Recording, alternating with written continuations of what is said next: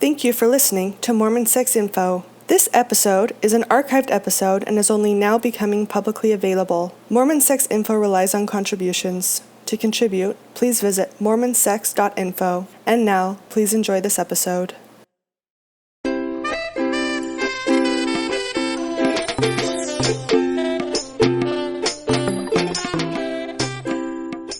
Welcome to a co-production between Mormon Sex Info and Mormon Mental Health Podcast. This is Natasha Helfer-Parker, and I'm really excited to start what we're hoping will be a monthly tradition of Sex Therapist Book Club podcast. Is that what we're calling this?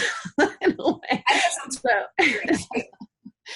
So there's lots of articles and information that comes out that deals with sexuality in all kinds of venues that deal with Mormonism. So whether it's the Ensign or the Friend or the New Era, so kind of official LDS publications or even general conference talks, things of that nature that come out that are addressing issues of sexuality, or affiliated things that are not necessarily officially from the church. So there's lots of pretty famous online magazines, LDS Living, LDS Magazine, there's Exponent 2, there's just all kinds of stuff out there.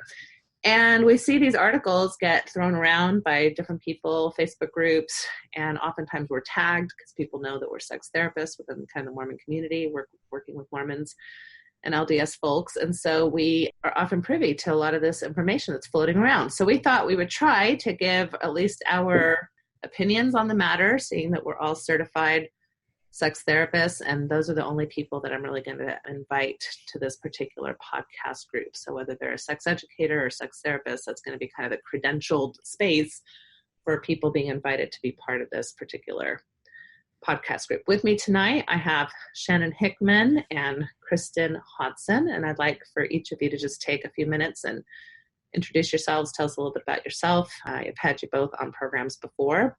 Kristen, do you want to start us out? Yeah, sure. Thanks for having me again. I think it's fun. I think the book club idea is like hanging out with friends, and then the bigger podcastosphere, do you call it that, or the blogosphere? Either way. And I am a licensed clinical social worker and certified sex therapist in Salt Lake City, Utah. I'm founder of the Healing Group and the Rocky Mountain Sex and Intimacy Summit. And I teach human sexuality and clinical practice up at the University of Utah. Great. Thanks. Shannon? My name is Shannon Hickman. I'm also a licensed clinical social worker and a certified sex therapist, an AASECT Certified Sex Therapist. And I have a practice in Murray, Utah called Core Healing Counseling, where I work with a lot of individuals and couples. I'm also a Gottman trained therapist. I'm excited to be here. Thanks, Natasha. Great. Thanks. I'm excited to have you both on. So tonight we are going to tackle just one. There might be times when we tackle one article. There might be times when we tackle more things. And we're hoping that as listeners to the podcast, you also maybe send things our way in the comment sections, maybe things that you'd want us to address that you're aware of so that you can kind of help us out with content. But tonight we're going to address a blog that was published on the Exponent 2 website, and we'll be linking to that. It's called Virginal Sex. It was a guest post, and it's done anonymously from the perspective of a female who is talking about her experience with sexual education, an LDS woman, and what the sexual education that she received, how that affected kind of her marital life and her sexual life kind of going forward. So we're just going to kind of read some excerpts and kind of see what we come up with as we go. So she starts out by basically saying that she was never really formally instructed about sexuality, that she would find articles, magazine articles, things like that, that there were some maybe middle school science type diagrams, but felt like she was pretty naive in her middle school years and early adolescence. And that, of course, she grew up like most people within the Mormon construct with this idea that marital intimacy is special and sacred and holy, and a lot of the lessons around purity and chastity and this concept that it could be lost. So I'm just going to kind of read this paragraph. At some point in my religious education, I began to be taught that marital intimacy is special and sacred and holy. My years as a young woman in church were filled with lessons on the virtue of purity, which was presented as a code word for chastity and it could be lost. I was supposed to defend it. I was told that romance novels were pornographic and never to read them. Even speaking the word sex was taboo. I was taught to avoid even thinking about, much less engaging in sex. I was taught to wait until marriage. I was promised that that would make it the special, powerful, and sacred act it is supposed to be. So that's a lot to unpack right there in this one paragraph, as far as some of the expectations. And again, I think just to clarify what our intent is in doing these podcasts is that we're not just looking for negatives or positives. We're really looking to complicate the whole story. So this is not just things that we want to critique. We want to find where are the positive messages and where are the negative messages, or where could we do better? So any thoughts? What are the first things that come to mind with this first paragraph for either one of you? Well, I think one of the things that happens is just flat out languaging of marital intimacy and then sex. And so often intimacy is code. In fact, I just was some Facebook thread, and someone had pointed out that they had engaged in intimacy the other night. And those were the words. And I think even the languaging and the fact that we have words that are taboo and that we're not defining what that is, that we can't talk about it in direct, frank manner, and decoding and making these words normal and okay, I think that's problematic, because then what happens is I think you go into a marriage having one idea of what intimacy is, and another person's going into it with another idea of what intimacy is, and you've been forming these constructs around these words since you were teeny tiny, and as she did, trying to find information and trying to make up what these definitions were. And then going into marriage, very few people talk about and unpack, what does intimacy even look like to you? I think you go to the marriage assuming, well, we both know what that is. We know what it is. We don't talk about it, and it just happens. So even this paragraph, I start off with just the languaging and the challenges we have of getting just clear about what we're describing. I think that's such a good point, Kristen. Intimacy means so many different things to so many people. And it doesn't necessarily mean even a sexual experience. So I think right there, it's really important for couples and for us to be using different language when we're talking about sex, and just coming right out and saying sex. And even having to unpack sex, even what is sex. Right, right. You know, I think also within our culture, a lot of people will define sex as penis to vagina intercourse, and anything else around that isn't sex or isn't. And so I even think unpacking sex, but to be able to say that word and then to use it as a springboard for further conversations and deepening. Right. What does that mean? I agree. Yeah, I like this idea about being more clear with our language. Intimacy is a very loaded word, because I think it implies a lot of emotional type of implications. And we know that sexuality or sexual acts can be done in ways that are quite intimate and quite special and have a lot of emotional meaning. And they can also be done in ways that are criminal and kind of non-consensual, and or even casually, just like without a lot of emotional intent. And so to just throw out that word intimacy to mean all things sexual, I think sets people up for failure, because it's unrealistic expectations. Well, and even complicate that further with, like, you go to a concert and it can be a really intimate venue. If you're a kid and then an adolescent and then a young adult, and you're seeing all the ways that intimacy and intimate is being used, it's just confusing. And it reminds me of the word petting. Petting. We were all confused about that word. Petting. What is that? I think I'm still confused by it. I'm still like, how we pet? I was so confused by that as a teenager. That's so funny. Yeah. Yeah. And I think there's something even very, very early on when she talks about something that can be lost or that she's supposed to defend. It immediately brings into mind like this relationship where we set up kind of sexual partners almost against each other instead of as mutual negotiators. because there's one person who's going after it. There's one person who has to defend it. I mean, these are kind of like warrior terms. That's so true. And I'm just so sad by this idea that we put so much emphasis on this kind of antagonistic type of relationship between sexual partners. One person's going to get what they want. One person is not, or one person's going to lose. Yeah. And then the implication too, that if something is lost, like purity or virtue, I mean, these are big words, right? And we're talking about the one time that maybe something goes into a vagina, right?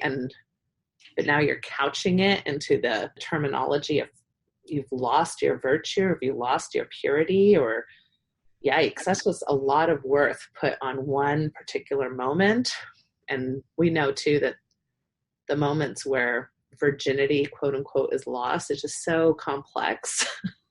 And it's such a female type of context. So there's just so much right there, just in those two sentences. And my heart aches because I empathize, even growing up as a young woman in the church myself, but so much emphasis around the identity of purity. That becomes your identity, and it becomes really entangled really quickly. And so to have that lost, or to have that taken, and then to not be able to mature your sexuality, because then you lose that purity identity that you've just spent all your developmental years honing, crafting, protecting, defending, and the inner turmoil you experience of, I am supposed to be married and enjoy this, and this is supposed to be happening, and I'm also losing a big part of my identity that I developed a lot of pride and worth and all of the, I think that's complex too. I think that I think there's a lot of grief in that, instead of this idea that it is normal to mature in our sexuality. And have different experiences. I mean, you can have experiences that wait until marriage, obviously, that falls into your values and all of that, if that's what you're wanting to do. But that's very different presented as a choice and presented kind of from a more empowered stance than something that you have to constantly kind of be wary of, or kind of defensive of. And again, having it be this kind of negative connotation. Well, I think even the pressure, and she talks about marital intimacy is special and sacred and holy, which I definitely think it can be, but that's a tremendous amount of pressure going into your first experience of having ideas of what you think this is supposed to look like without having any education of what pleasure looks like or a positive experience. I think that that's a piece that's really lacking and we go back to kind of what Kristen was saying, is decoding a lot of this, like, okay, well, what does that mean, right? What does that mean to have that special and sacred and holy language with regards to a sexual experience? And that's disappointing for a lot when you are set up that it's going to be fireworks and you have waited for this night. And the reality is it's messy, it's complicated. You're not only trying to figure out the arousal and the function of your own body, you're trying to now figure out how your body goes with another body. And there's all sorts of, I come from the standpoint of sex is a skill like anything else. Definitely. And the first night of engaging with another person in a brand new way isn't going to, I suppose if you go in with the right expectations of we're starting off to learn each other's bodies and our own bodies, and we're at the beginning of the next phase of our journey, but when it's positioned to be the night and fireworks and Hollywood, I see a lot of people also walk away from hating sex after their honeymoon just from that one experience of being like, that was the biggest letdown, and I was promised this, and that is what I got. And there can also be some sexual entitlement that can come out of all this pressure on that, instead of it being your honeymoon being the beginning time. Like, that might be the very first time we're just going to have our clothes off and let's see where that goes. And not even being allowed to think about it up until a couple of weeks before. like she talks about, and this is farther down, but doing all this, like trying to get some information, being in the library, talking to people, a week or two before, just to get information about, okay, what is this supposed to be like? What am I supposed to be doing? And very common messages, because she says a roommate who was also engaged told me that her older sister it would hurt. So these negative, kind of be prepared for something painful. And then she says, no one talked to my husband about sex either, right? So this is oftentimes when I'm working with couples many years later, and they're telling me this is a very common story, by the way. Mm-hmm. This story is what I hear over and over, on repeat in my office. And so I oftentimes tell people, can we have some empathy for these two young kids, right, who probably got married, like early 20s, which is pretty typical, in Mormon land. And can we have some empathy for the fact that they probably didn't have a lot of experience, didn't have a lot of education, maybe had some misinformation going in, and now we can have some empathy for why things went so wrong. Because oftentimes, even 10 or 15 years later, they're not in a space of empathy for that. They're still in a very wounded space, that has created kind of this toxic pattern for many, many years. Which, this is kind of an aside. I'm going to pull it in, though, because I think it's relevant. But the premarital OB exam, that's not a standard thing happening across the country. When I learned that this was a very culturally location-based practice, the premarital exam isn't necessary. A premarital exam could be, let's have some education and let me talk to you about your body, but I actually don't need to check your genitals. That doesn't need to happen in order for you to have intercourse. Are you saying that this is a practice that happens often in Utah? Yeah. That's like the thing. I guess I'm not aware of this. Right, because you are in Kansas. I am in Kansas, so tell me more. So it just is, it's just the pre-marriage. Shannon, are you aware of it? Yes, they go to the gynecologist before they get on birth control. They usually have a pap smear. And then a lot of them, I don't know if that's your experience, Kristen, but a lot of them are told, oh, you might have a hard time. Mm-hmm. You have a very small opening.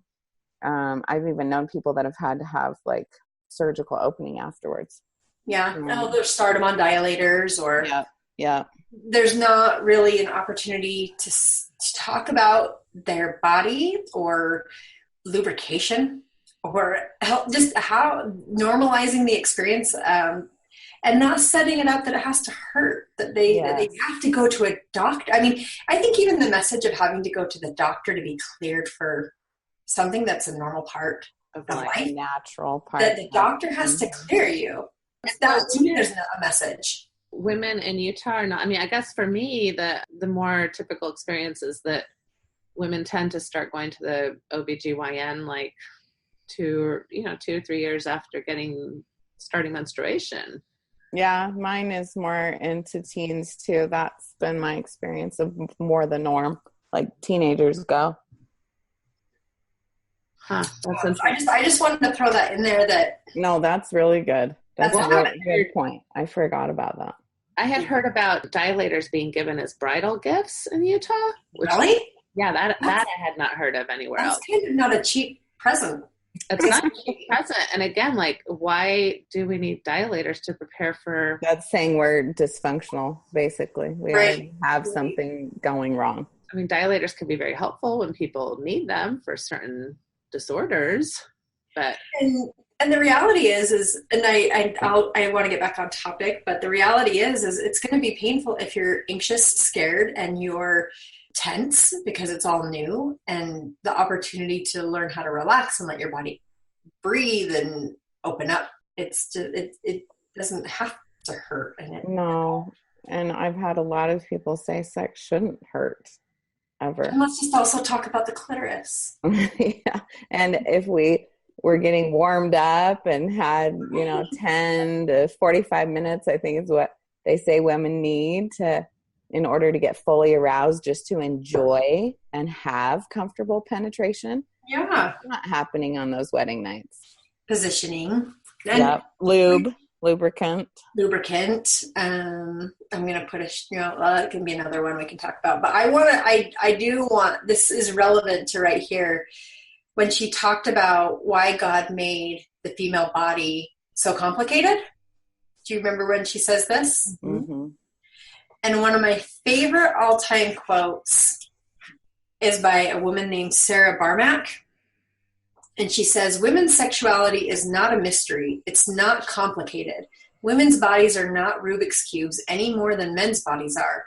It's just that we haven't taken the time to really listen to women and prioritize women's pleasure. Mm-hmm. And I just couldn't agree more. And I've had so many women say, why did God design the body to be like, the female body to be like this? Here's her quote. She says, gradually I began to feel cheated. God had made my female body in such a way that arousal and sexuality was hugely complex and difficult to enjoy. Yet the bulk of reproduction was directly my responsibility and pain. God made men that they might have joy, but women that they might suffer, bringing forth the children of men.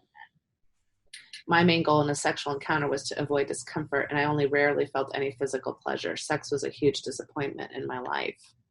And to me, I'm like, I look at the female body and think of the clitoris. Its only purpose is for pleasure, and it has 8,000 nerve endings compared to the male penis, which has 4,000.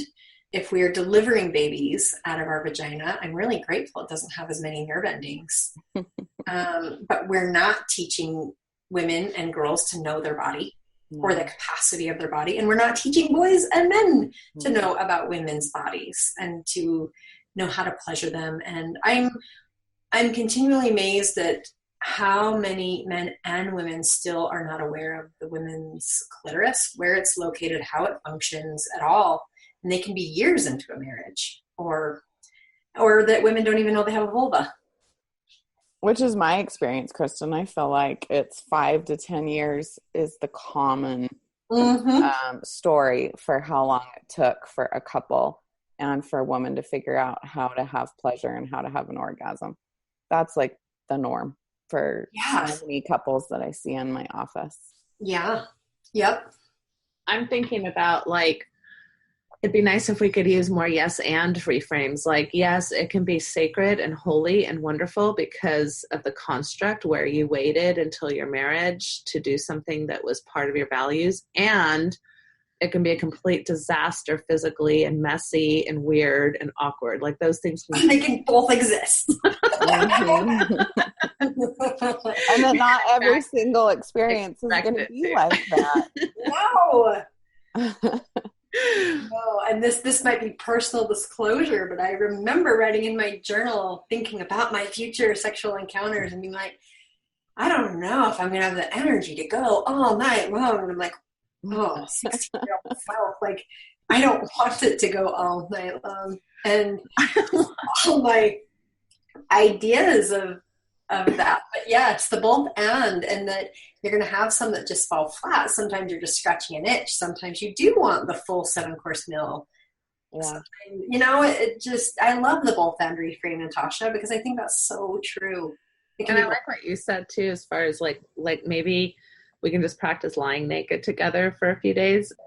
Touching. Yeah. Yeah. Cause I oftentimes tease, I say to couples, well, are you the type of couple that barely made it to the temple?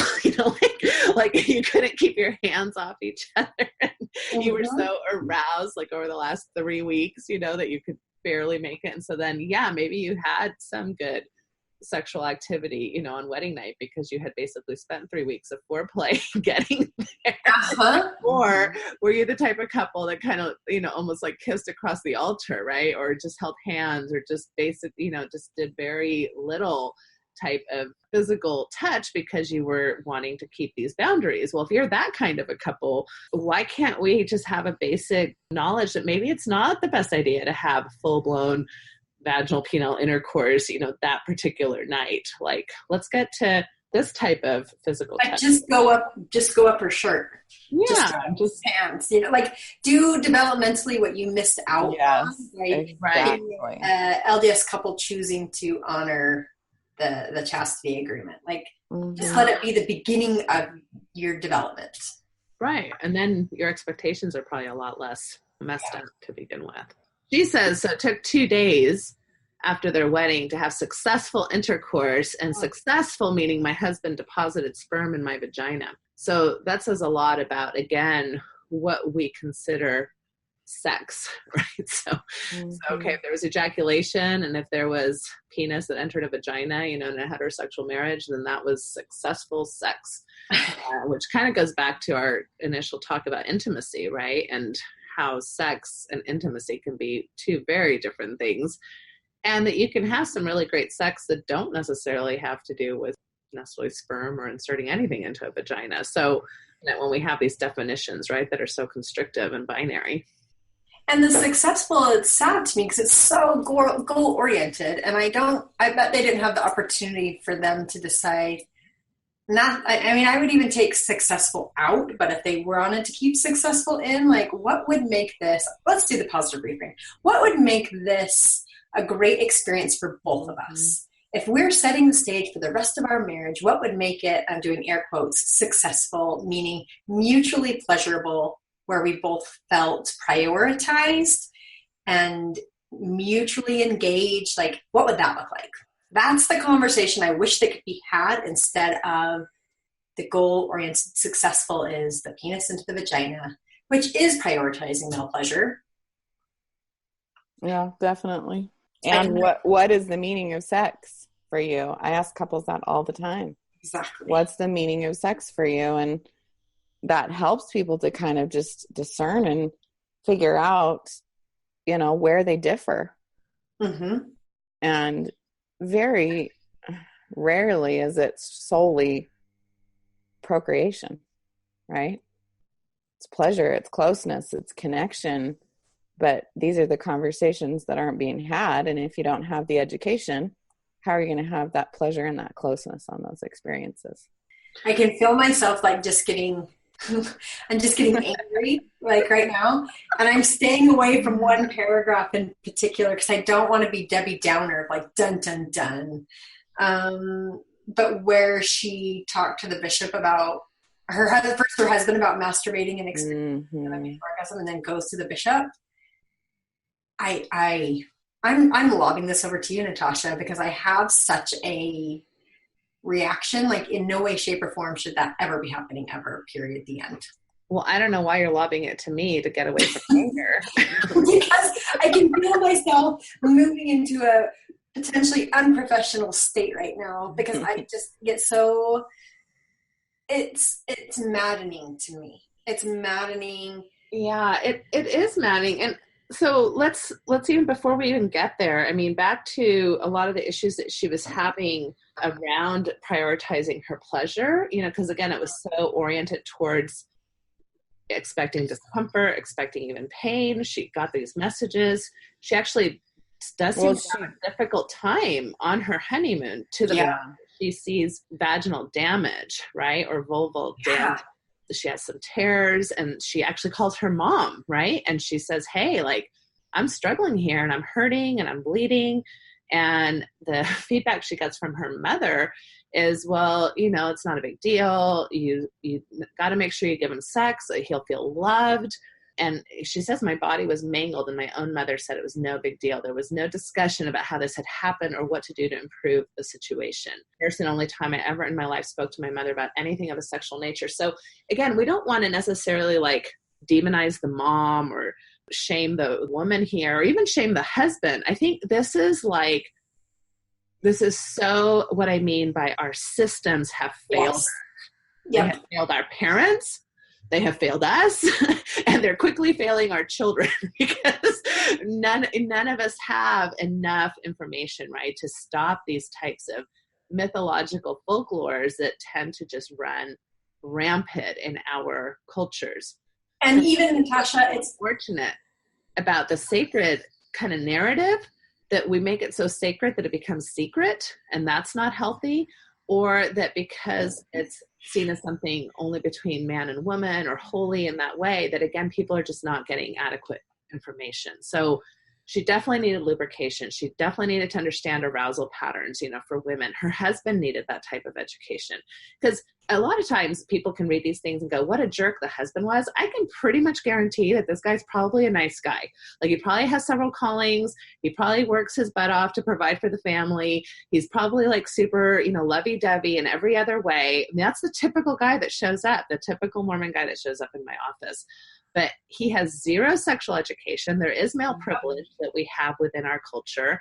And then on top of it, to the point that you were talking about here, the woman has this moment with her husband where she's getting somewhat aroused. She's really kind of getting somewhat excited. He ejaculates, he comes, he has his orgasm. Then the pleasure ends. I don't know how often that story goes the other way around. Like, if the female has the orgasm first, does the male just stop? That's been in my personal experience, if we want to get personal. So it's like, there's lots of possibilities for the man to continue, but because now the erection is gone and maybe his refractory period is, somewhat sets in pretty fast, he loses his energy, he goes to sleep, she's left aroused and excited and not finished. And this is an okay narrative in patriarchy. I mean, we have this all over the place. This isn't just even a Mormon thing. This is like a patriarchal thing. Yeah. And so then she masturbates that evening, but after guilty about it. Him to touch her. I think that's a key point too. Yeah, she asked him to touch her and help her kind of get there. Yep. Which is a jerky thing to do, whether he's a jerk or not. That was a very jerky thing to do. Well, I think it just goes back to that complete lack of education, right? Yeah. He's feeling like, well, she should probably just have pleasure in the way I have pleasure. Sorry, Natasha, to cut you off. No, I totally agree. Please, this is a discussion. This is a book club. Well, and I will add that, you were talking about the whole system. I think the medical system, they don't have a ton of sex ed either, because when you were saying, was it the doctor that said her body was mangled and the mom said everything was fine? She said it was mangled. The woman who wrote the article. Okay. Said her body was mangled. Yeah, because she had these tears, and then I think she went in. She did. She had surgery, right? And that was the part that was so confusing. I was like, what happened where things had to be cut out of her body? A few snips were significant in reducing the pain I had continued to have, which some women do. Yeah, have to be surgically open. Yeah, either like the hymen is too tight or something. Might have been. Yeah.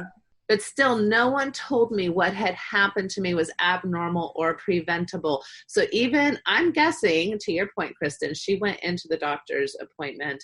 They maybe gave her some very basic information and really didn't help with the sexual education here. They just kind of took care of a surgical procedure, and that was it.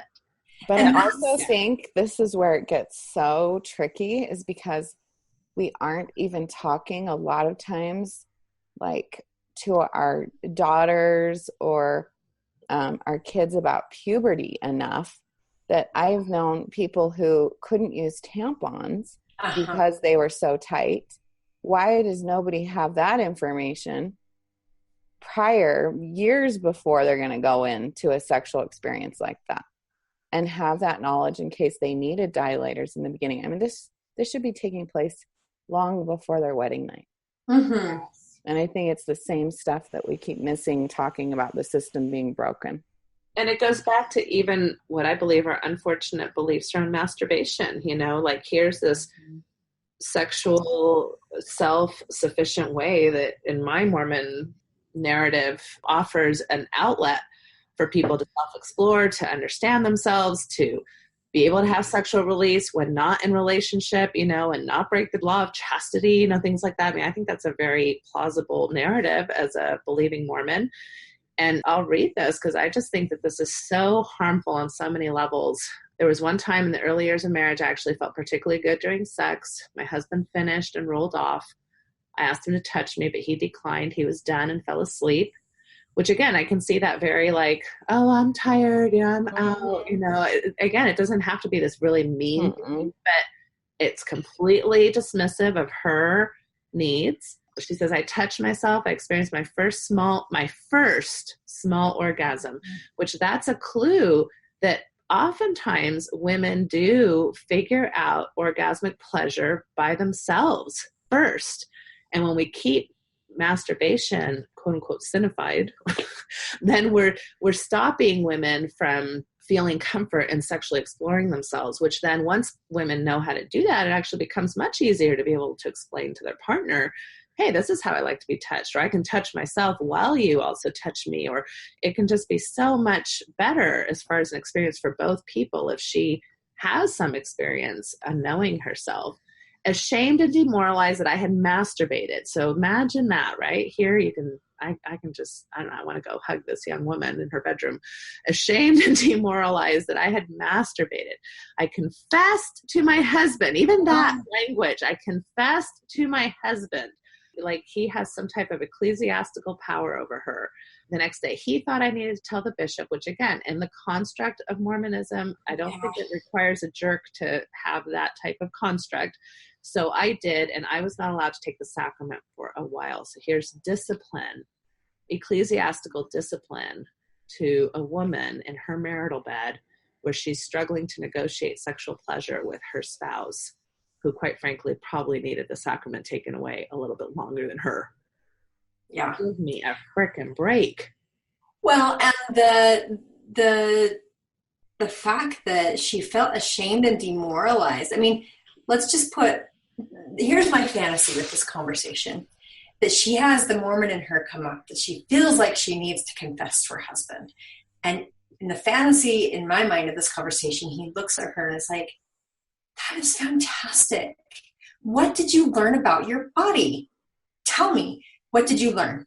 I want to know more. Like, that's amazing. I know more for you. That's so exciting, because the reality is men go into the marriage knowing a lot about their body and about their genitals and about their pleasure and the pace they like it and the pressure they know a lot.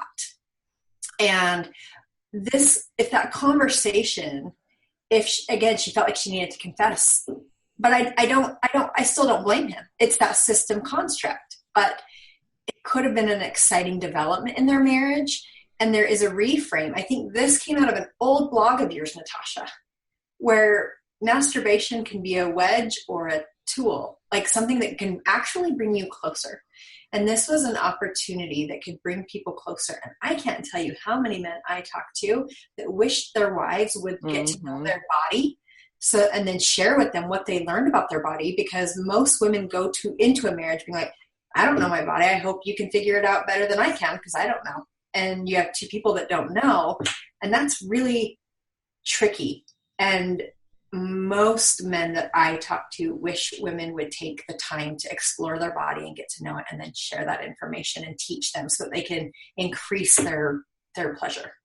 I couldn't agree more. We like to blame things instead of processes. You know, it's like, I'm sorry, but vaginal penile sex, missionary position, like everybody thinks that's righteous sex or whatever. That's the number one way that most rape happens. I mean, yes, vaginal penile sex can be used for amazing, amazing things, and it can be used for the most horrific things.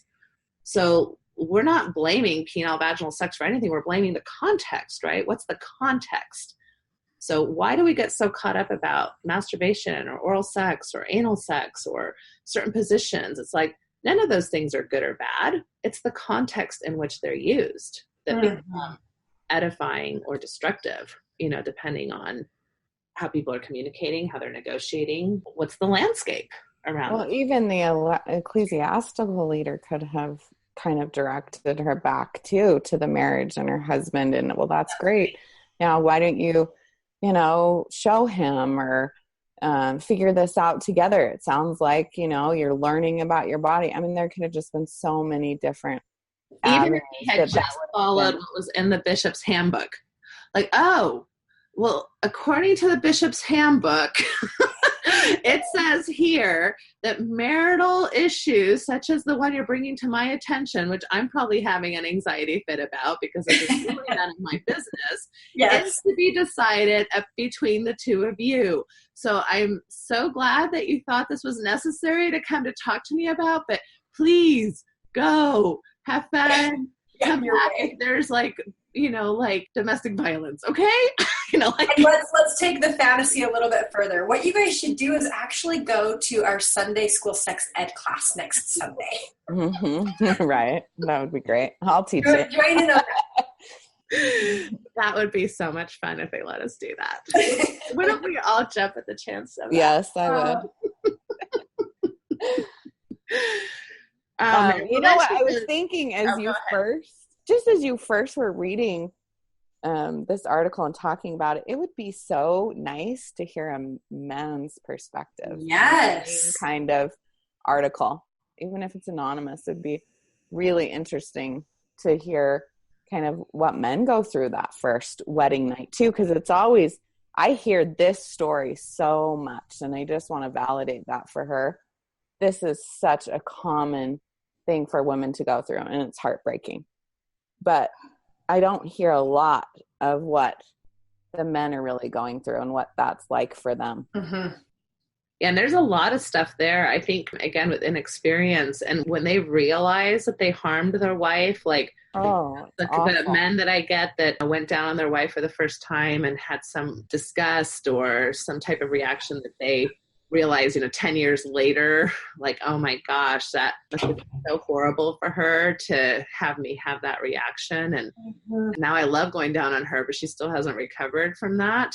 Again, things like that. Like they just weren't prepared, or they felt like all this pressure to perform and make her feel good. And then when she didn't, or had, like lack of orgasm or even pain, the guilt or the pressure to, well, I must not be a good lover. I must not know what I'm doing, which they kind of already realize they don't, because especially if they're not coming with a lot of experience. So I think it's tragic for both for different reasons.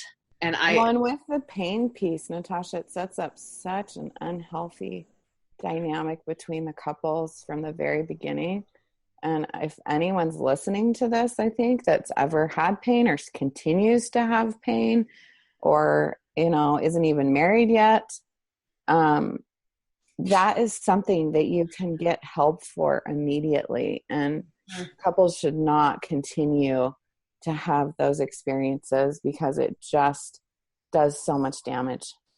Yeah, I often say your vagina does not know that you're married to a man who needs sex to stay pure.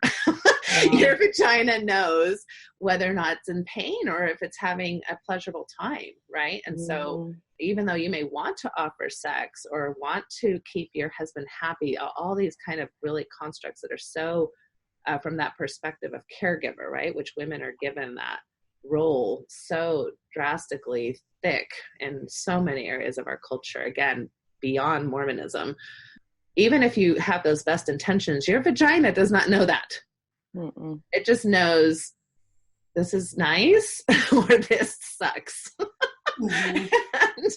and if it stinks and it's awful, guess what she's going to do? She's going to clamp up on you, right? She's going to tense up. She's going to be scared of the next time. And that's just going to create this ongoing perpetual cycle. When people are like ridding through sex or white knuckling through sex, boy, that is really so tragic because it's well-intentioned, like they're trying to get through it, they're trying to please their partner, and yet that inability to self-care is really detrimental to yourself and to the relationship long-term.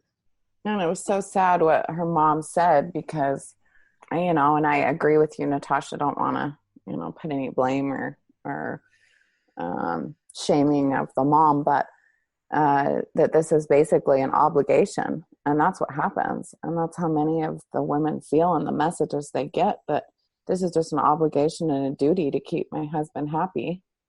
And there was no discussion of pleasure. Again, there's never any discussions of pleasure. Yeah, really, with men or women. Yeah. Yeah. Well, and then she goes on to do the equational thing, right, that we are so good at in Mormonism. But I did A, B, and C, so why didn't I get D, E, and F, right? So it's kind of like, but I was promised that if I did this and this and this, so she mentions obedience and keeping the law of chastity, and you can list 100 other things. I married the return missionary. I got married in the temple. I did all the things. I checked all the boxes. And yet this is the experience I'm having, right? This was not what was promised to me. So I think that that's a real betrayal that a lot of people have to go through, is the grief of that betrayal, that I was set up in a sense to expect one thing if I did my part, and then the promise wasn't kept. Mm-hmm. And that can really mess up your relationship with God. Mm-hmm. Yeah. If God is the person who's supposed to keep that promise, right? So that's really unfortunate. I don't know if any of you have any thoughts about that. And then I wanted to just kind of go over her last paragraph, where she kind of comes to some conclusions that maybe help her have a different perspective. But any thoughts about the equational stuff? I think we mentioned that earlier, of just setting it up to be fireworks and fantastic. And then you get, and that's what you waited for, and that's what you saved yourself for. And that whole piece, not only is it disappointing for her, but there can be an entitlement for him based on cultural narratives. And then that can set up a relational conflicts all around, spiritually, relationally, because it's just not put into proper context of, this is really what your first sexual experience is going to look like. It's the both and that you talked about. Yeah. Yeah. It can be amazing and a disaster all at the same time. And the goal, I mean, really, married couples, newlyweds, I want to say, look, if you want a lifetime of positive, fulfilling, mutually satisfying sex, start slow and build your foundation so you have a lifetime, because it's amazing what 1 week or 3 days or 1 day can do to the rest of an entire lifetime of sex. Mm-hmm. Yeah. And knowledge is so powerful, and there's a lot of really good resources out there, and I think any one of us would help point them in the right direction. Or, we have stuff on our websites. Natasha, your podcasts on Mormon Sex Info are amazing. There's just so much out there that they can learn and should be learning long before that first wedding night. And that will honor your values, that we're not, Yes. Even if we say 1 or 2 things that don't necessarily fit with your values, you can dismiss those things that we say and just accept the things that do fit. It doesn't mean that every part of our perspective will necessarily fit. But even if 50% of what one of us has to say is helpful, that's the piece you take, and that's the piece that you can incorporate. I love her feisty, sassy side, because she reminds me of me when she says, she's got kind of a fun sense of humor. She's like, hardly seems fair when the people involved are not given, myself and my spouse are not given an approved channel for becoming informed of sexuality except through the Holy Ghost. And I found the Holy Ghost to be just as absent in teaching me as everyone else in my life. Yeah. So the Holy Ghost is not coming down with a lot of sex ed.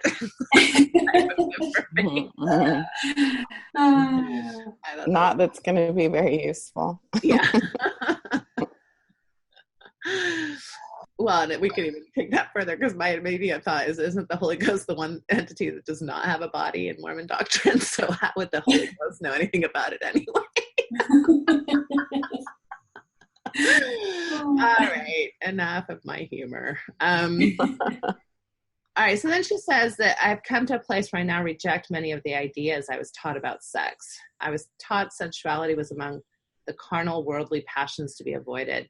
But the only way I could begin to enjoy sex was by letting go and allowing myself to enjoy my body and my sensuality. And she really gives some great examples, enjoying the feel of the wind on my skin, right? Like something that's not necessarily what you would think is sexual, but sensual. Like the senses, right? The word sensual comes from your senses. Yes. There's so many, getting a foot rub.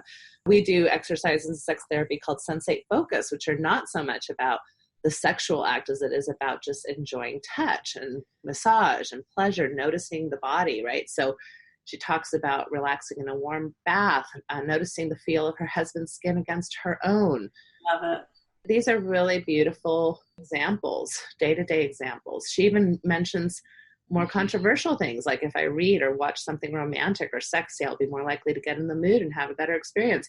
I'm sorry to say, but the Twilight series was very popular among Mormon women. And you might hate that, and you might not agree that it was great literature, whatever the heck, but I'm telling you, there was sexual chemistry in those stories that I heard over and over again, was recapsulating some of those original feelings they'd had as teenagers. And it brought up an erotic sense, right? And literature and poetry and music, and does that. That's part of how we express humanity, right? I mean, with these things that she says of, focusing on the feel of the skin, I feel like she describes her awakening to her own sexuality. Like she claimed it as hers, not just in the context of her husband, but hers, that she now shares with him. That's right. And I think it's changed, and I think it's beautiful that she not only claims her sexuality, she claims her authority of these are the things that I have now given myself permission to be okay in my life, and I'm not talking to anybody about them. Yeah. And I think that whole piece can't be said enough, that too often if women don't enjoy sex, then they let it go because they haven't awakened to it mattering to themselves, that sexuality is so much more than intercourse, that it is how we show up in the world. It's how we can express everything she says here. And I wish women had more even mentoring from wise women around this. I wish this was a female tradition we were passing down as women to help our daughters, and to not continue to pass down the silent tradition of not awakening to our sexuality. Like, what an exciting thing for her. And I want that for my daughters. I want that for all young women in the church and out of the church. I just want that for women, where they value their bodies. I'm guessing it's about 10 or 15 years later than ideally this would have happened, right? From a developmental life cycle for her. Mm-hmm. Exactly. I think our culture gets in the way. Again, not just Mormon culture. I mean, these themes are riffed all over our puritanical upbringings and the history of our country, and quite frankly, the history of humanity. So these are messages that are long and deep and way beyond Mormonism. Well, and I think every now and then, I'm sure you guys come across this too, but in my personal life and my professional life, and I know Aimee Heffernan talks about it on one of your podcasts, but every now and then there is a really sex positive household where they get this kind of education, and it still can go along with all the values and all of the beliefs. Mm-hmm. But it's a father taking a son aside who's figured it all out with his wife and saying, this is kind of what you do. This is what your wife needs. And I hear those stories, and then they have incredible sexual experiences from the get-go. Right. Mm-hmm.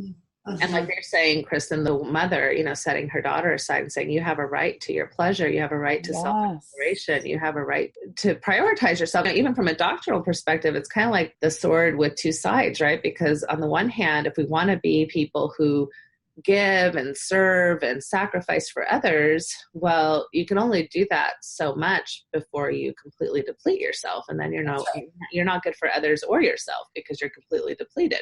And so it forces self-care. You have to self-care if you want to be a good giver. I mean, that's really the dichotomy that I think a lot of Mormon women struggle to figure out, that balance, right?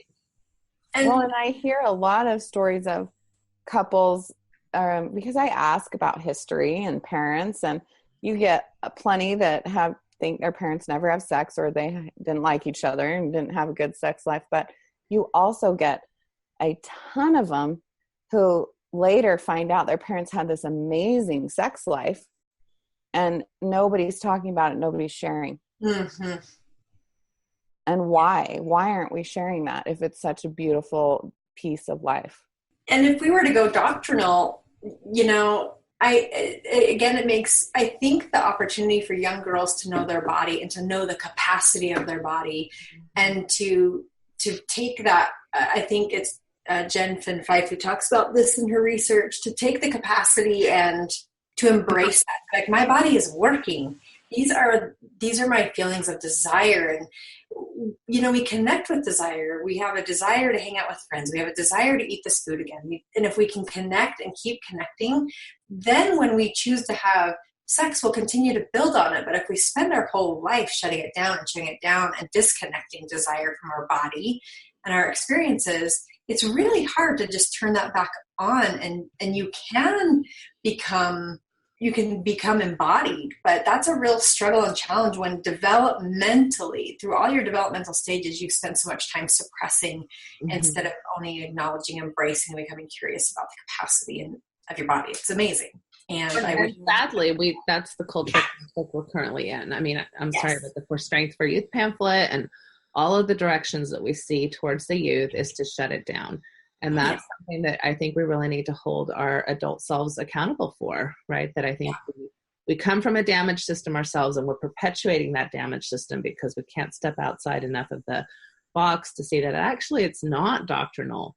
We've done a podcast on sex positivity and Mormonism. I mean, there's all kinds of beautiful things that doctrinally are supporting this idea of desire, the body, sexuality. I mean, we have actually quite a few more things that we can support from a doctrinal perspective than I think most religions in regards to that. So anyway, so we'll end here with some of her ending thoughts. She said, having been taught that preoccupation with sex in thought, word, or deed was wrong because it did not give the context for when it would be appropriate to engage in sexual thoughts in order to prepare for an enjoyable experience with your mate, it was wrong that I was punished for trying to explore and understand my body's ability to experience pleasure. How could I teach my husband about my body if I didn't know myself?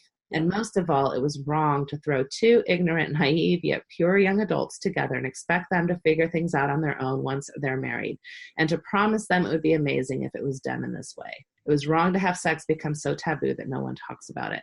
I think this is so crucial to couples having the capacity to self-forgive and to forgive each other for these wounds that they've inflicted on each other, oftentimes completely unintentionally, oftentimes because, again, I'm just trying to come back to the idea that we're all wounded sexually because we come from a sexually wounded system. And that's true, I think, of every human being out there. I can't imagine a human being that's not affected by that at some level. Yep. All right, any closing thoughts? I think her final paragraph, I think ending with her words, she says it, she names it, she claims it, and I think it's beautiful. We say amen, sister. Amen, anonymous. Sister. Exponent to sister. We're with you. Yep. Got your back. Sure. Well done.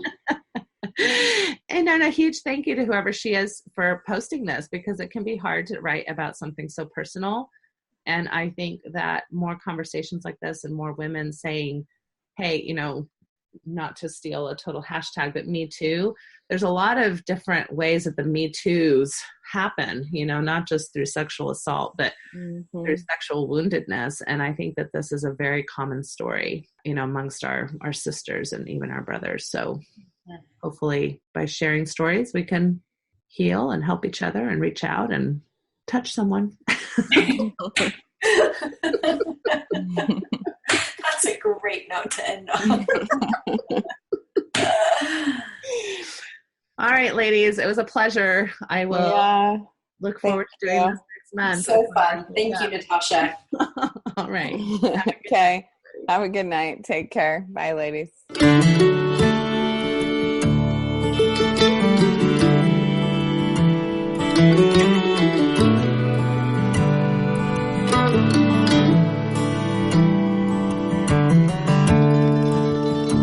We took the long road home,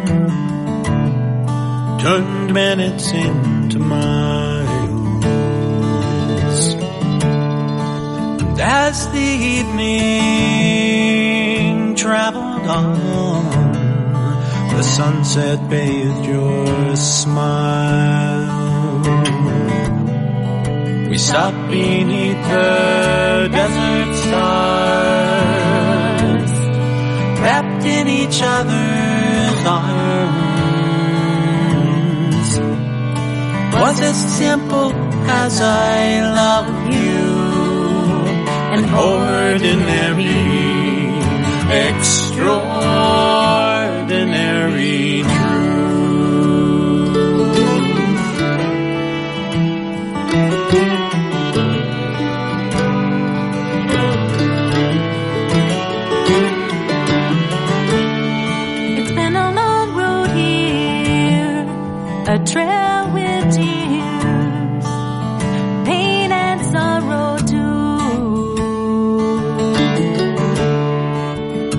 every storm we traveled on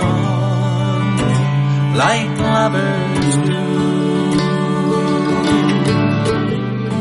And if sometimes we fell apart, we always came back home. Was as simple as I love you. An ordinary, extraordinary truth.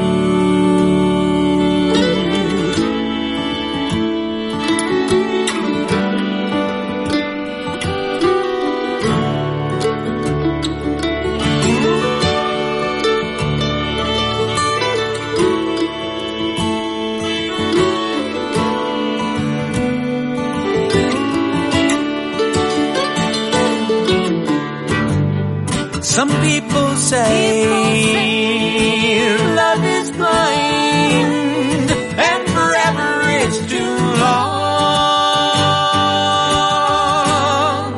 But I see your eyes in every sunrise. Can't imagine life alone.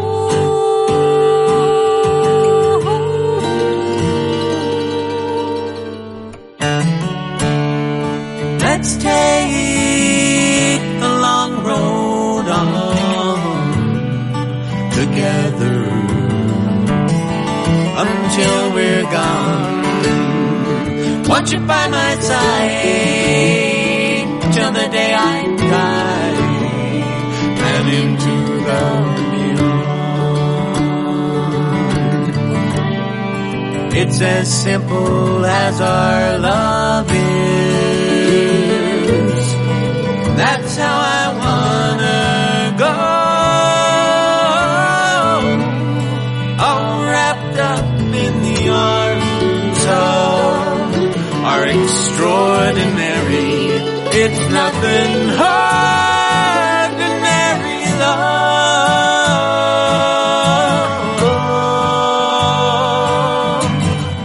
Ordinary. No, it's extraordinary.